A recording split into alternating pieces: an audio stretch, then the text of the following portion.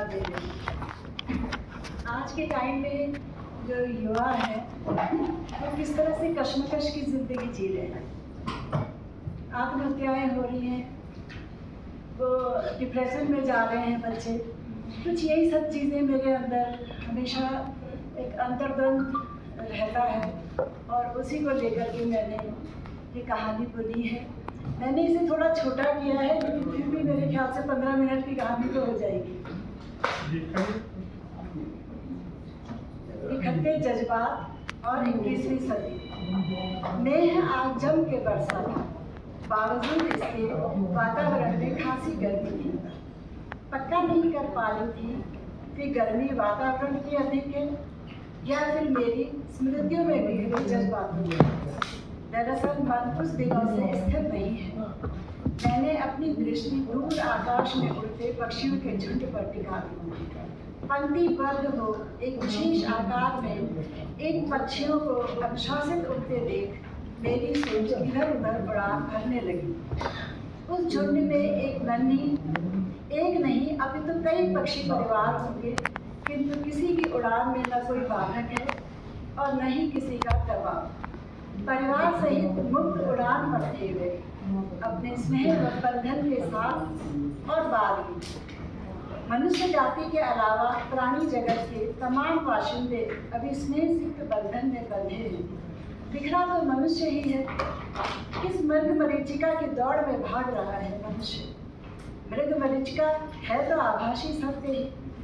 वास्तविक सत्य को तिलांजलि दे मनुष्य समझ ही नहीं पाता है कि वह कब जीवन के आखिरी पायदान पर पहुंच चुका है।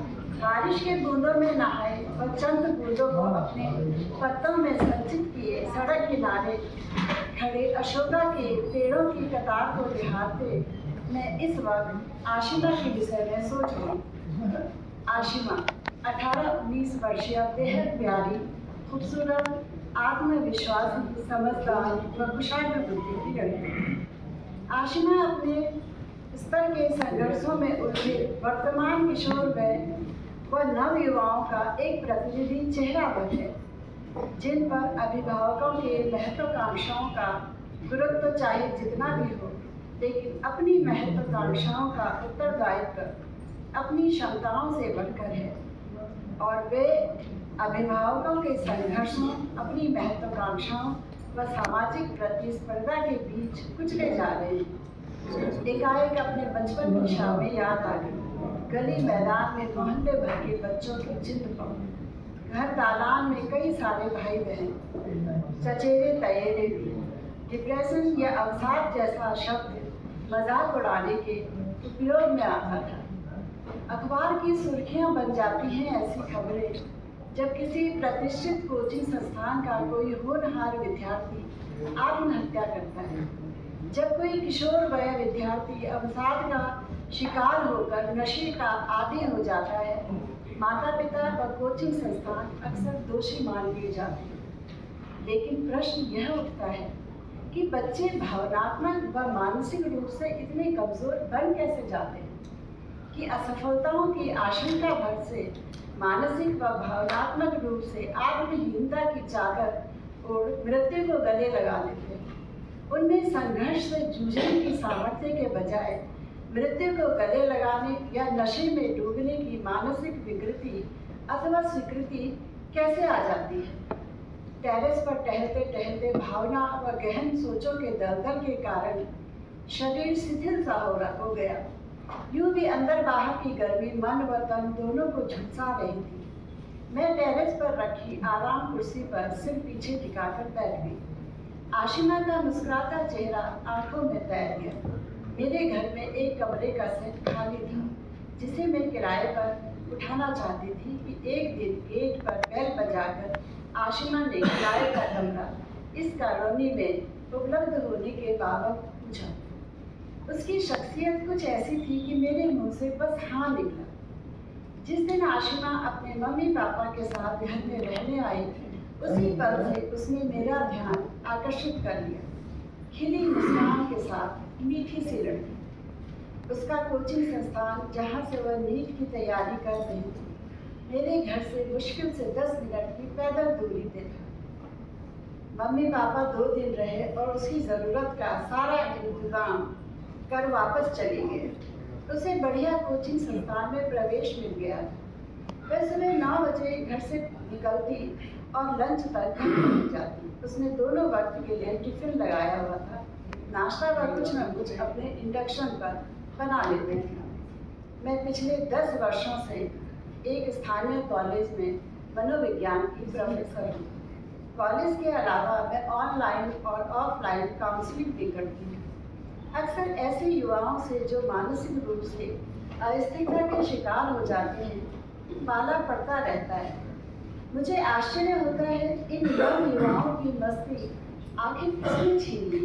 जीवन को जीतने के लिए वे जीवन से ही क्यों हार रहे हैं।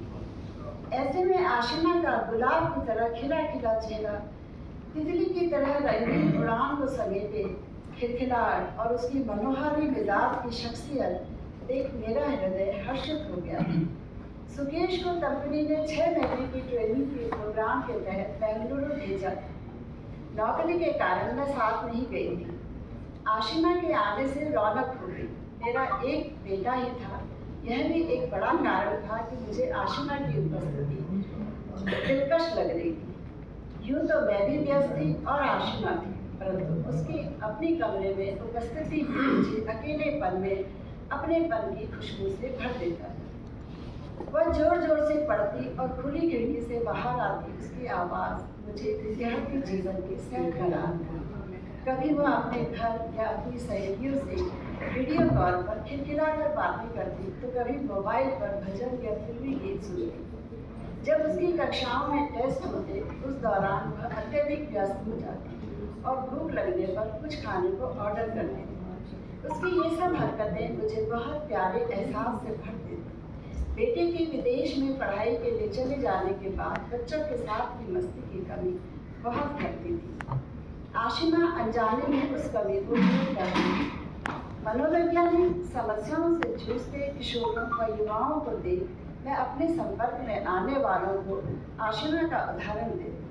वह मासूम सी लड़की कभी कभी फुर्सत में मेरे पास भी बैठने आ जाती। जब वह बेल बजाती मैं दरवाज़ा खोलती तो उसे मुस्कुराते हुए दरवाजे पर खड़ा पाती।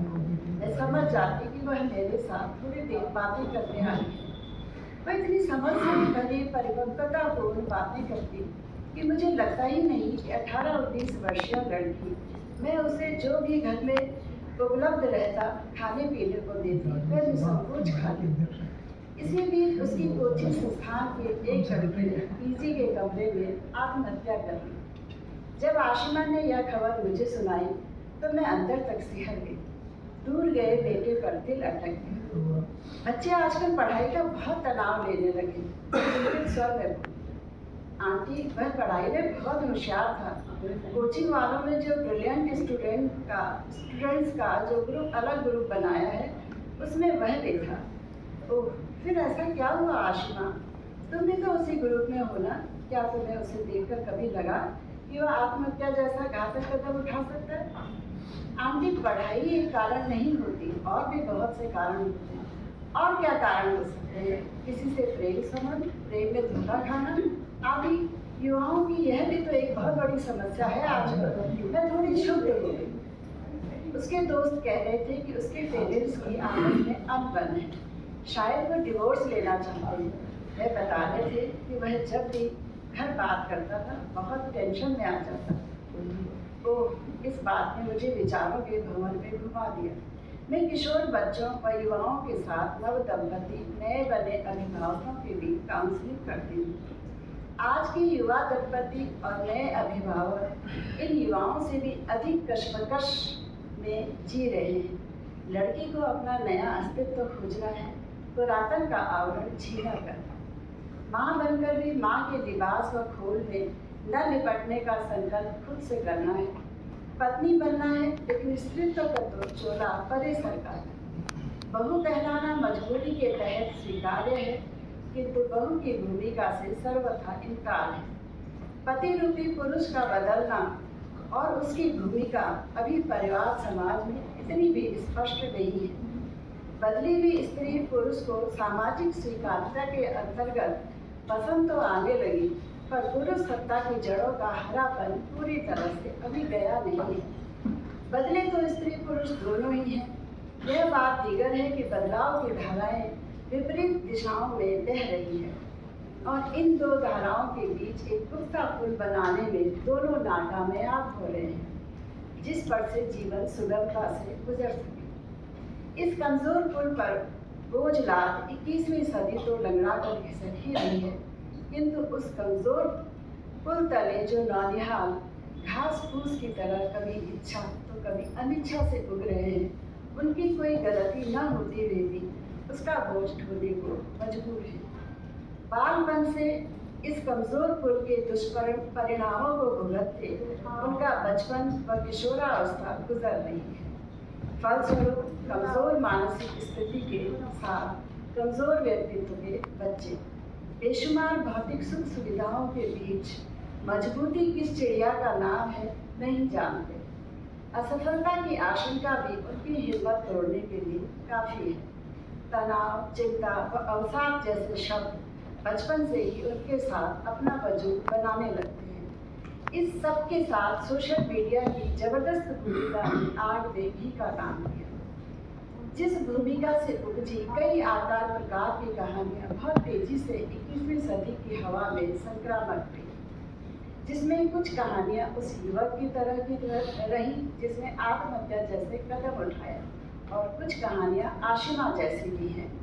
कुछ कहानियां वर्षों पुराना अपना दस्तूर अभी भी निभा रही हैं, जहां पुरुष सत्ता का हरापन शेष है, तो कुछ कहानियां बदली हुई स्त्रियों की बेखौफ दास्तां भी है। इन सब कहानियों के बीच आशिमा जैसी गुण संपन्न नव युवती की कहानी ने तो मेरे दिलो दिमाग को झकझोर कर रख दिया। आशिमा को मेरे घर आए 2-3 महीने हो गए। आशिमा की दिनचर्या व उसकी उपस्थिति की मैं आदी होने लगी थी। एक दिन आशिमा प्यारा सा सूट पहने हाथ में एक कटोरे में कुछ ढके दरवाजे पर खड़ी।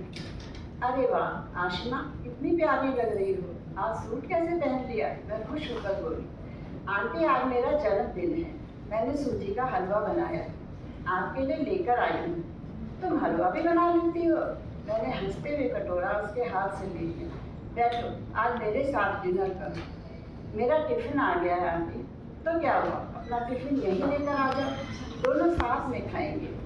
आशिमा खुशी खुशी अपना टिफिन लेकर आ गई। मैं उस दिन फुर्सत में थी, इसीलिए काफ़ी देर तक बातें करती रही। तुम डॉक्टर बनकर भी मुझे मिलने आती रहना आशिमा, भूल मत जाना मुझे। आंटी, आपको तो कभी भूल ही नहीं सकती। वह मुझसे लिपटते हुए बोली। अपनी शादी में भी ज़रूर बुलाना, मैं आऊँगी। मैंने उसे स्नेह से छेड़ा। इस बात पर उसने चुप्पी साधी। ठीक है आंटी, मैं भी अब पढ़ाई कर लेती हूँ, आप भी आराम कीजिए, कहकर वह चुपचाप उठकर चली गई। उसकी चुप्पी मुझे अखर तो गई, परंतु अगले दिन सुबह तक फिर भूल गई। मैंने इस बात को लक्ष्य किया कि उस दिन के बाद उसकी खिलखिलाहट को जैसे दाग लग गया। मैं उसमें आते परिवर्तन को महसूस कर रही थी। हालांकि दिन प्रतिदिन की उसकी बढ़ती चुप्पी मुझे परेशान करने लगी। उसके कमरे से गानों की आवाज़ें, घर पर वीडियो कॉल करके खिलखिलाने का स्वर कम हो रहा था। 1-2 बार कोचिंग से आते जाते टकरा गई। उसके चेहरे की उदासीनता व फीकी सी मुस्कुराहट ने मुझे दुविधा में डाल दिया। एक दिन रात में मैं अभी नींद की हल्की नींद की सीढ़ियाँ उतर ही रही थी कि किसी का जोर जोर से रोते हुए बोलने का स्वर मेरे कानों में पड़ा। नींद एकदम से उचट गई। मैं स्वर के स्रोत को चिन्हित करने की कोशिश करने लगी। यह आशिमा की आवाज़ लग रही थी, लेकिन वह इतनी रात में ऐसे रोते हुए किससे बात कर रही है? 10 मिनट में उसके बोलने रोने का स्वर कम होते होते बंद हो गया। मैंने अंदाज़ा लगाया कि शायद उसका किसी लड़के से प्रेम संबंध रहा होगा। ब्रेकअप होने के कारण वह अपनी किसी दोस्त या फिर उसी लड़के से बात कर रही होगी। सोचते सोचते मैं नींद के आगोश में चली गई। दूसरे दिन सुबह के 9 बजे तक आशिमा का दरवाज़ा नहीं खुला। चिंतित सी मैंने उसका दरवाज़ा खटखटा दिया। दरवाज़ा थोड़ी देर बाद खुला। आशिमा की आंखों से लग रहा था वह रात भर रोती रही है। क्या हुआ आशिमा? मैं कोमलता से, तुम आज कोचिंग नहीं गई? मेरी तबीयत ठीक नहीं है आंटी। अरे बुखार तो नहीं है, मैं उसका माथा छूते हुए, मुझे बुखार नहीं है आंटी। तो फिर? मैंने शंकित दृष्टि से उसे घूरा। कुछ नहीं, वह मुझे टालते हुए बोली। सिर में दर्द हो रहा था, उसका सर फैला रहा था। सिर दर्द में कोई ऐसे रोता है क्या? चलो, मैं उसका हाथ पकड़कर खींचती हुई उसे अंदर ले आई। हाँ, अब मुझे खुलकर बताओ कि तुम कुछ दिनों से इतनी अपसेट क्यों हो?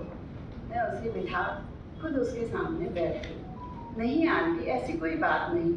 कोई बात तो है आशिमा, मैं थोड़ा सख्त स्वर में बोली। तुम यहाँ पर मेरी भी जिम्मेदारी हो। तुम्हारे जन्मदिन वाले दिन के बाद से मुझे तुम ठीक नहीं लग रही हो। कल तुम रात में किसी से बातें कर रही थी रो रो कर। तुम्हारी बढ़ती चुप्पी, चेहरे की उदासीनता भरी आंखें बहुत कुछ बयान कर रही हैं। अगर तुम चाहती हो कि मैं तुम्हारी मदद करूं, तो मुझे सच्ची बात बताओ, वरना मुझे तुम्हारे घर वालों को फ़ोन करना पड़ेगा, क्योंकि ये सब अवसाद के लक्षण हैं। नहीं आंटी, मेरे घर फ़ोन मत करना, वे परेशान हो जाएंगे। तो मुझे सब सब बताओ। क्या बताऊँ आंटी? मैं विचार मर्द से हूँ। बताओ आशिमा, मैं वादा करती हूँ तुम्हारी कोई भी बात सिर्फ मुझ तक रहेगी। मैंने उसे विश्वास दिलाया। आशिमा धीमे स्वर और भरी आंखों से अपनी कहानी सुनाने लगी। वे दो थे आंटी, मेरे बिल्कुल सगे, मेरे ताऊजी के लड़के। मैं 9 साल की थी, वे भी 16-18 साल के थे। हमारा संयुक्त परिवार है, अगल बगल ही रहते हैं। उन दोनों ने मुझे बहला फुसलाकर जबरदस्ती सब कुछ किया।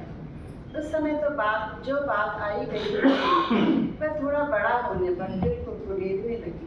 भाई, और ऐसे दिल पर जैसे काई जम गई, जिसकी फिसलन दिन प्रतिदिन बढ़ रही। मैं हतप्रभ से रह गई। लेकिन पहले तो तुम ठीक थी, फिर अचानक क्यों? आपने उस दिन शादी की बात छेड़ी ना, तो पुरानी बातें कुरेद गई। ओह, मुझे मालूम नहीं था आशिमा, लेकिन क्या इसी एक बात से तुम्हारी ऐसी हालत हुई है?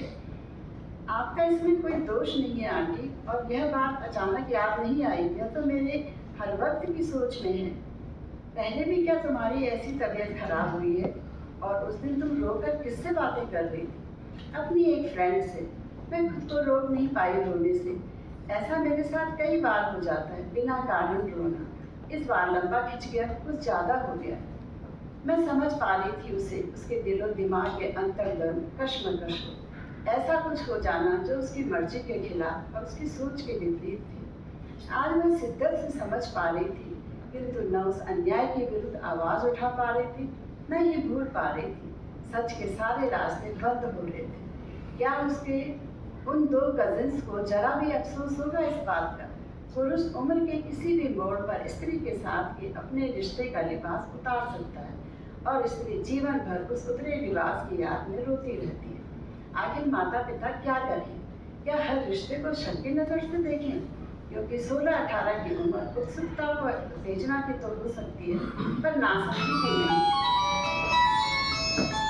मैं अपने आप में गुम थी, और आशिमा लगातार अपने आंसू पोंछ रही थी। आशिमा, इसका तो एक ही समाधान है कि तुम घर में सब कुछ सच बता दो, या फिर भूलने की कोशिश करो। आंटी, लड़की को यही कहा जाता है कि भूल जाओ, वो छिड़ गई तो फिर हिम्मत करके घर में बता दो। मैंने भरोसे से उसकी हथेली सहलाई। यह मुझसे नहीं हो पाएगा आंटी, घर में भूचाल आ जाएगा।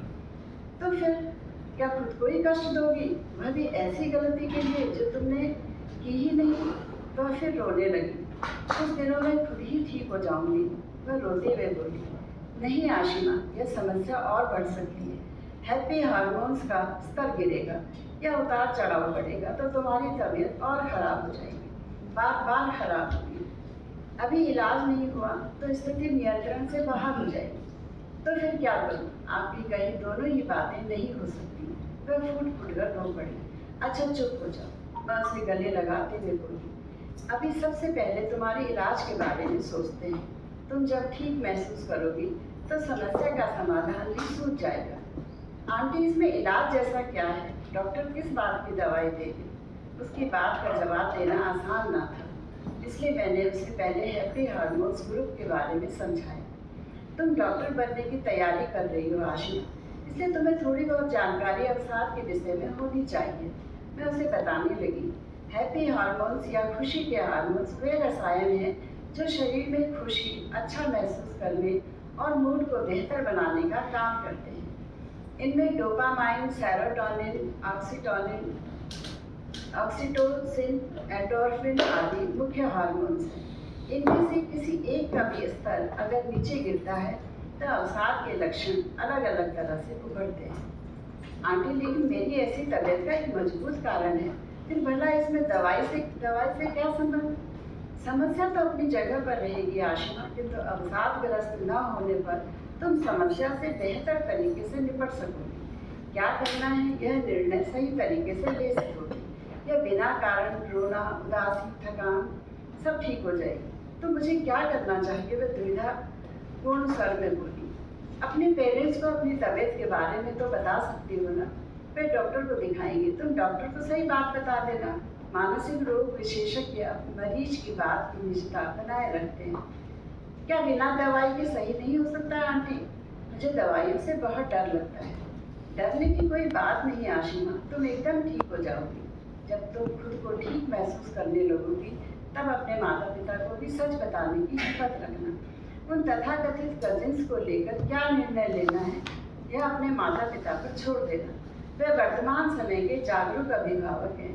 तुम देखना, वे तुम्हें चुप रहने की सलाह कभी नहीं देंगे। वे अपने स्तर पर इस समस्या से बखूबी निपट लेंगे, मुझे पूरा विश्वास है। आशिमा बहुत देर तक निशब्द रोती रही। कुछ दिन और इसी अभाव में बीत गए। एक दिन आशिमा ने बताया कि उसके पापा उसे लेने आने वाले हैं। उसने अपनी खराब तबीयत के बारे में अपने माता पिता को बता दिया है। मैं संतुष्ट हुई। अगले दिन उसके पापा आ गए। आशिमा जाने लगी। मैंने उसे एक खाली फोटो फ्रेम दिया। आशिमा, जब तुम ठीक हो जाओगी और गलत को गलत बताकर अपना प्रतिकार कर लोगी, जब अपनी मंजिल पाकर खुलकर खिलखिलाने लगोगी, तब उसमें अपनी खिलखिलाती तस्वीर लगाकर एक फोटो खींचकर मुझे भेज देना। मैं सब कुछ समझ जाऊंगी। फोटो फ्रेम पकड़ती आशिमा मेरे गले लगकर फूट फूट कर रो पड़ी। आशिमा चली गई। धीरे धीरे वक्त खिसकने लगा।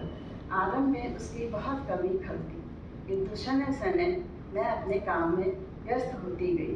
पर पता नहीं क्यों पिछले कुछ वक्त से आशिमा बहुत याद आने लगी थी। लंबा वक्त गुजर गया था और आशिमा की तरफ से कोई खबर नहीं थी। एक शोक सा मन में पसर रहा था। क्या आशिमा भी ऐसे कापुरुषों की बदनीयती का शिकार हो गई, या फिर उसके अभिभावकों ने उसके मुंह पर चुप्पी के ताले लगा दिए? क्या एक स्त्री हमेशा ही पुरुष के कुकर्मों को अपनी नियति मानती रहेगी?